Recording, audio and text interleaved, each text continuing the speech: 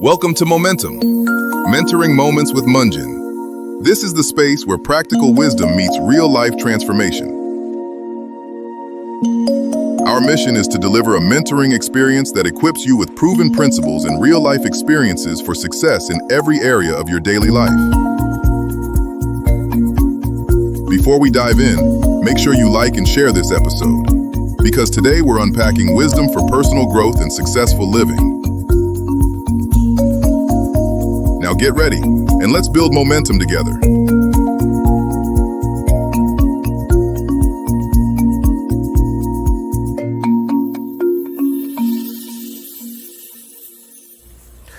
Hey, what's good, you all, and welcome to Momentum, Mentoring Moments with Mungin.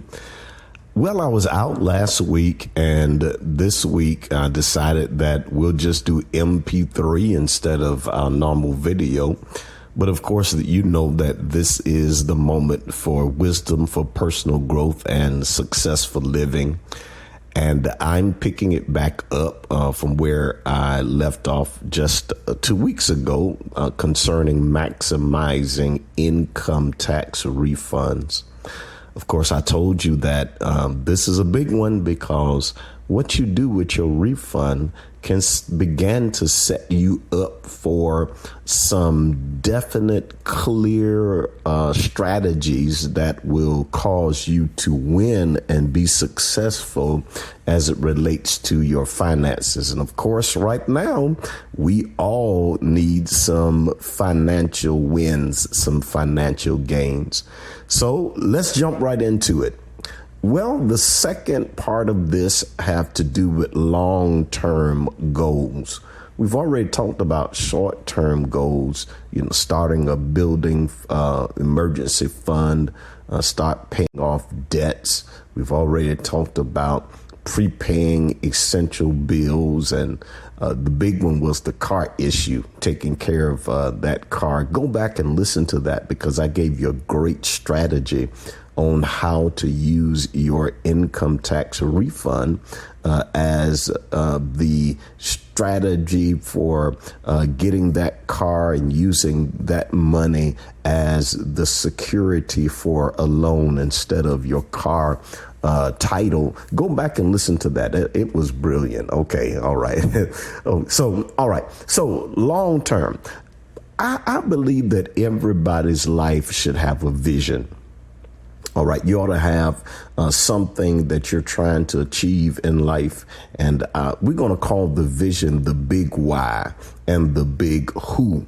All right. So the vision is the big picture. It's the purpose. It's the motivation. It's the identity behind your financial plan.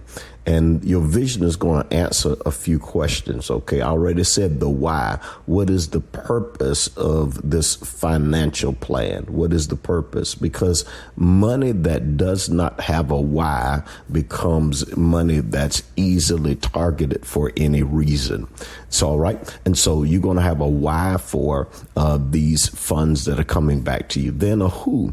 Who are you becoming through your financial plan? Who are you becoming through your financial plan? What is this money going to do for you as it relates to how you define who you are? All right. A strong financial vision sounds like this. I want to build a life of stability. I want to build a life of stewardship. I want to gain generational wealth or generational strength. I want to become disciplined. This is the who. I want to become debt free.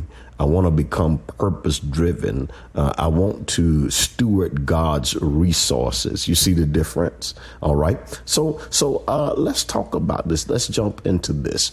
Watch the strategy. The strategy is the what and the where. OK, so the strategy is the difference between the why and the who. The strategy is the direction you will take to fulfill your vision. It answers the practical situation, the high level decisions. What are major priorities? This is strategy. What are major priorities? Where will this money go? Where will you focus your energy? A strong financial strategy is always going to include what we talked about last time, and that is what you're going to do with debt. Because debt is definitely what will slow your long-term goals down. And we've got to make sure that we're becoming debt-free. I gave you that wonderful principle about ants to elephants. And so I want you to begin to imagine your life being debt-free. I'm telling you, there's some things that you could definitely accomplish if you didn't have a whole lot of debt. Those of you that are debt-free, don't get sucked into this model that we have in America where debt is good. Debt is not good. Even though there are some good debts are not good. All right. So debt reduction, savings, again, and emergency fund building. All of these are answering the question that have to do with strategy, what and where, investment and wealth building pathways, purpose-driven giving and community impact, skill development or income expansion. And so the strategy is the road you choose, the road that's going to begin to set up step-by-step instructions. And so that's where the blueprint comes in. The blueprint comes in to give you these actionable plan. These are the step-by-step instructions. It answers the timing and execution. Here it is. When will each step happen? What is the timeline? Then how will you carry out each part of the strategy? And so a strong financial blueprint includes, watch this, monthly budget structure. And I want you to understand that budget is the key to how you're going to get where you're going off. How am I going to pay off the debt? So you got to have a debt payoff schedule. This is the blueprint. Savings targets and deadlines. What am I saving for? How long am I saving? What's the goal? And can I tell you something? When you're getting your financial blueprint together, you got to celebrate every step. Once you get your monthly budget structure together, celebrate it. If you're married, bring your spouse into the picture, bring your significant other into the picture, so that there can be a time of celebration. A debt payoff schedule. When you get that schedule together, celebrate the schedule. And then every time that you pay off a debt, celebrate it. You don't have to do anything big, but let it be known. If you have children, pull your children into the conversation, because you want your children to develop this structure of financial accountability in their minds so that they will be financially secure as they grow up. Savings and target deadlines, celebrate it. When you begin to do investments, celebrate it. If you're already investing, again, bring your children, show them the power of investing. Income goals and skill building timelines, giving plans.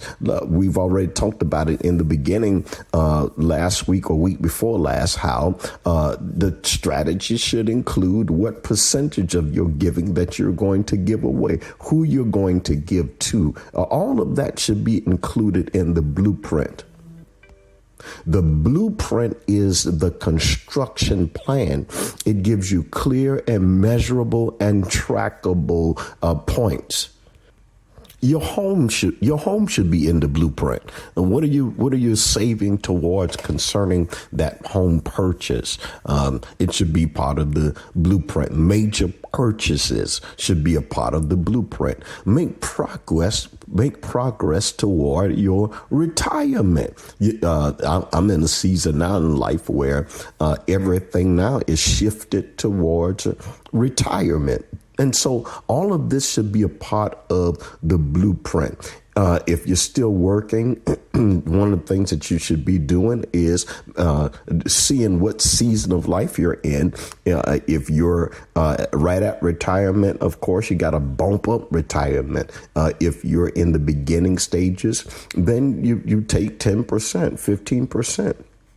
to make sure that you are maximizing this season that you're in, so that retirement can be that goal when you turn the retirement age. All right. So these are just a few things that I wanted to give you.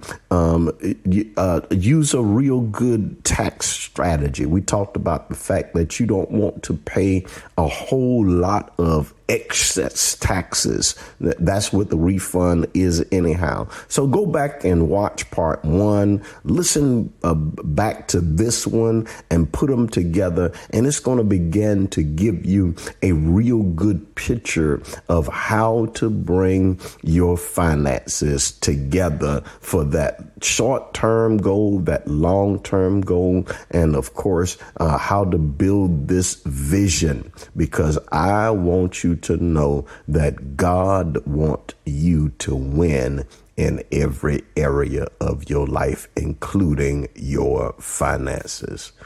Well, God bless you on the day, and I'm so glad to be able to share these points with you. I'll see you on next Tuesday.